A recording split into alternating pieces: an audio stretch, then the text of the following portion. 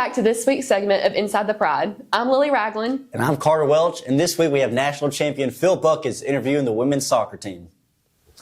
I'm your host today, Phil Buckets, and I am here with Abby, and Haley, and we'll be playing a game to help you get to know them. The first question is, who is most likely to forget their cleats for a game? Who is most likely to be late to practice? It's like neither of them, actually. Okay. Who is most likely to get summoned to Lacey's crowd office?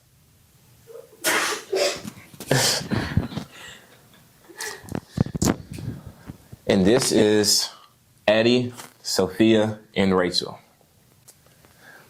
Whose has the messiest room? Ooh. Who got more yellow cards last year?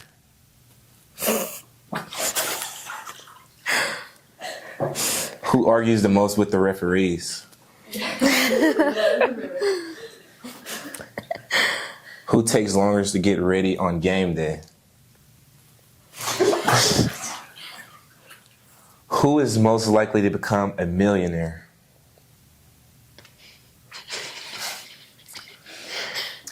And finally, who's most likely to get left on open?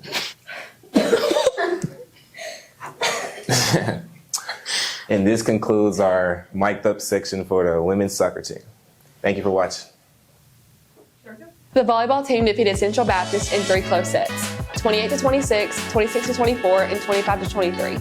Alana's Reese Rivera led the team with 15 kills, Allie Mays had 22 assists, and Charlie Fulton had 15 digs.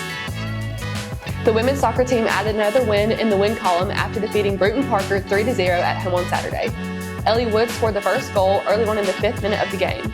And then Addie Schwartz added 2 more in the second half, including this one at the 50th minute, where she gets possession of the ball, shoots it just outside of the goalie's reach at the far right side of the goal.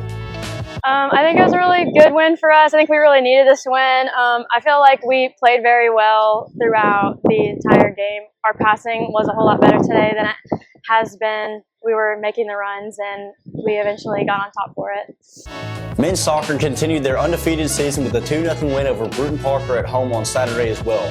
Right here you can see Tabo punching the ball between 2 defenders to Sebi as he turns around and puts the ball in the top right corner with his left to get the Lions on the board in the 66th minute. Then in the 89th minute, the Lions were able to take advantage of a Bruton Parker player falling, and then the ball is advanced to the midfield. Tabo settles the ball, passes it to Avery Flinter, who takes it and punches it in to secure the win for the Lions. It was exciting. You know, just leading 1 goal, it's kind of tough because you know, like, they might score. So like having that edge of 2 goals was a kind of good cushion for us. You know, just stay humble, keep working hard. Like, we've been winning, we haven't lost, so it might get into our heads, but then we'll just stay humble, keep working. You know, looking forward to the other games. The volleyball team will continue their season by competing in the UHSP tournament this weekend. They will play Evangel and St. Francis on Friday, and then they will take on York and Friends on Saturday. They have a big conference away game against Cumberland's on Tuesday. The women's soccer team will take on Point at home on Friday, and then the men's team will host Bresca on Saturday before traveling to Trevecca on Tuesday. The tennis teams get their season underway this weekend, where they will compete in the CBU Fall Tournament against Rhodes College on Saturday and Sunday. And then they'll take on Mississippi University for women on Tuesday. Next up, we'll turn it over to Mr. Menino, who is interviewing women's head soccer coach Lindsay Riggs. Hey Lions fans, this week we're here with women's soccer coach Lindsay Riggs. Coach, congrats, big win this weekend, 3-0 over Bruton Parker. And you got really excited about a save that Ava made in the first half, so tell us a little bit about that. Yeah, something we've been working on this week. I've kind of hounded in on our keepers a little bit harder this week, mainly because I know what they're capable of doing. We worked on some 1v1s one day in practice, and it came to show, especially in this game with Bruton Parker. Ava had several 1v1 saves, but this one really stuck out to me.